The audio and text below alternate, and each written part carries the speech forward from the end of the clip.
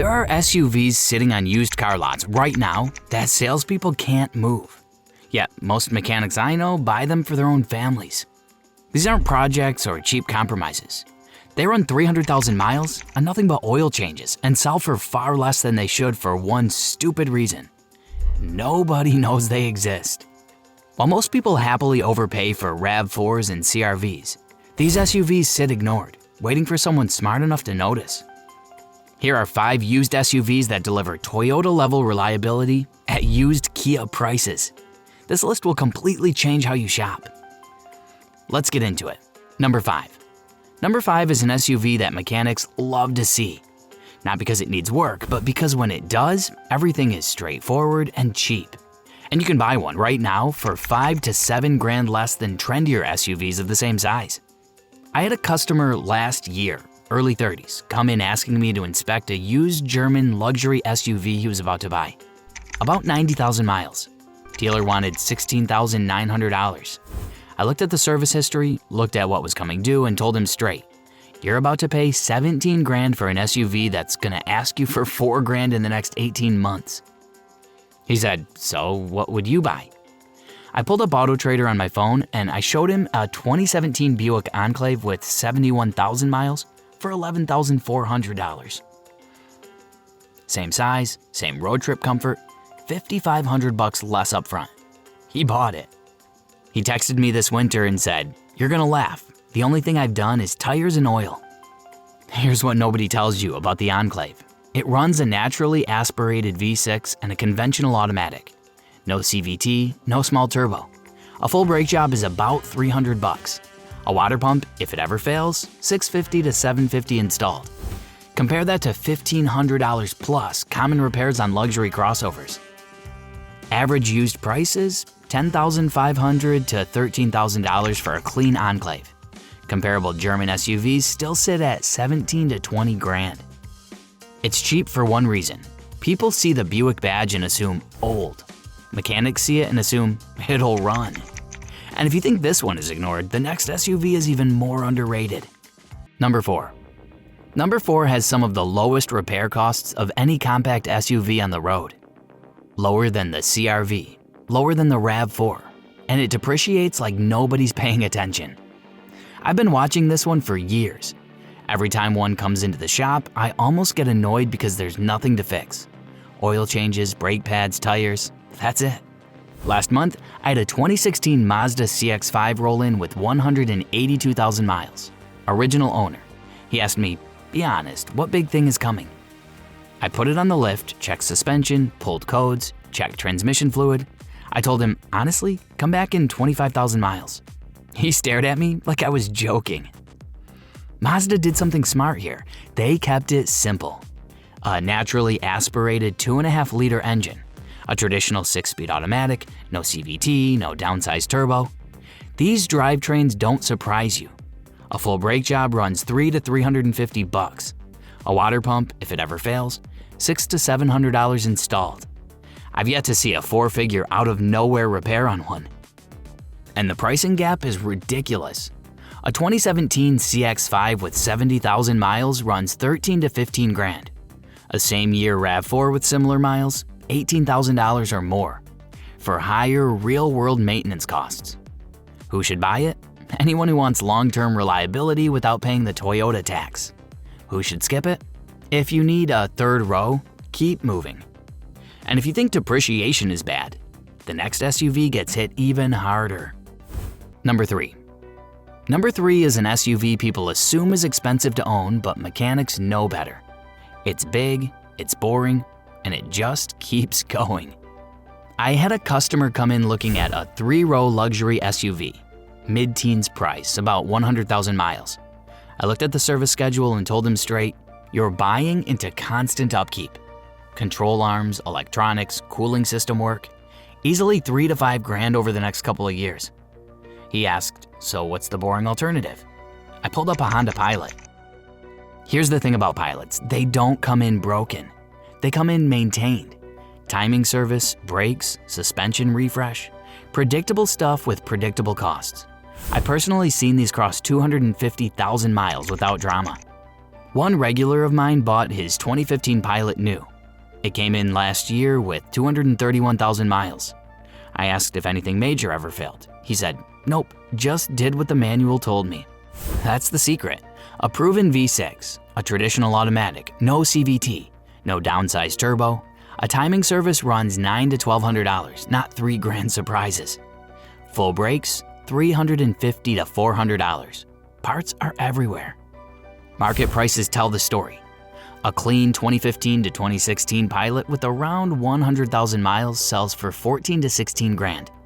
Comparable three-row luxury SUVs still sit at $20,000 plus and cost more every time they're in the shop. Who's it for? Families who want space and don't want surprises. Who should skip it? If you want sporty or stylish, this isn't that. And the next one? That's the SUV everyone thinks they understand and gets completely wrong. Number 2. Number 2 is a midsize SUV with the same drivetrain philosophy as a Lexus.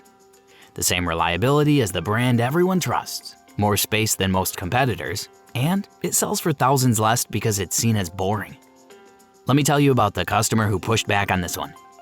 About 3 years ago, a guy in his early 40s came in. 2 kids, long commute, wanted something reliable and safe. He'd been shopping RAV4s and Highlanders, budget around $20,000. I asked if he looked at a Toyota Highlander with the V6. He hesitated and said, "Isn't that kind of a parent car?" I walked him outside and pointed at one we service regularly. A 2014 Highlander with 212,000 miles on it. Original engine, original transmission. I told him, this is what boring reliability looks like. He bought a 2016 Highlander XLE V6 with 83,000 miles for $17,500. He emailed me last month. He's at 161,000 miles now. 0 breakdowns. His words, "I stopped worrying about the car." Here's why that happens. Toyota's 3.5-liter V6 is old school. No tiny turbo, no experimental transmission, just a proven engine and a conventional automatic designed to last. I've personally seen these cross 300,000 miles with routine maintenance.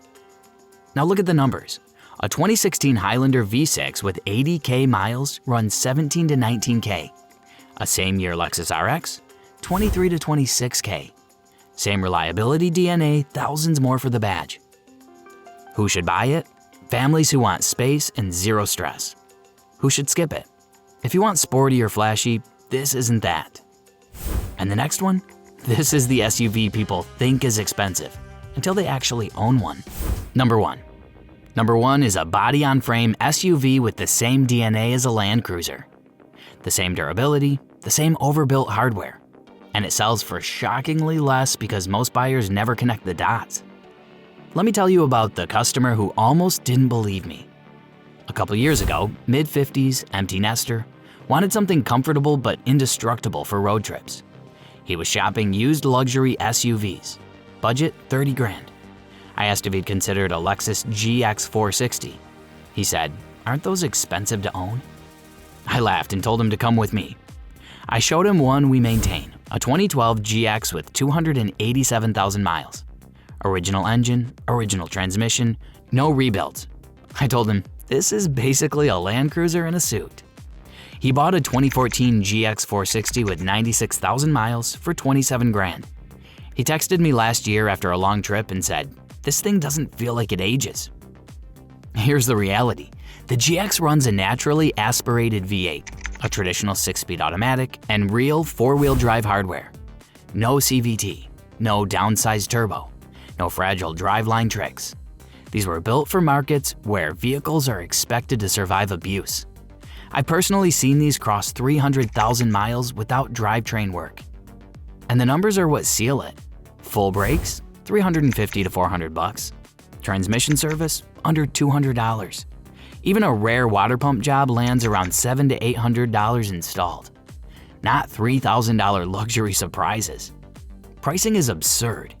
A GX with 100,000 miles often sells for $8,000 to $10,000 less than newer luxury SUVs that won't last as long. Who should buy it? Anyone who wants the lowest long-term risk in an SUV. Who should avoid it? If fuel economy is your top priority. Here's my final intake.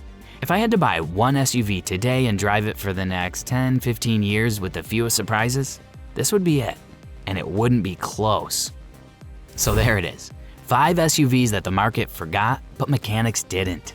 The Buick Enclave, the big, comfortable SUV people assume is fragile but isn't. The Mazda CX-5, the one that depreciates like it's invisible but keeps running. The Honda Pilot, boring in all the right ways. The Toyota Highlander, the family SUV that quietly outlasts trendier options. And the Lexus GX 460, the Land Cruiser people don't realize they're buying. You now know 5 used SUVs you can buy for far less than they should cost, and drive for hundreds of thousands of miles without surprises.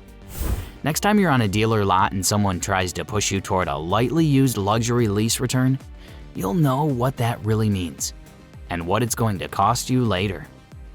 And if you want to know which SUVs have actually earned legendary status in the shop, the ones that just refuse to die, I did a full video on that. It's right here.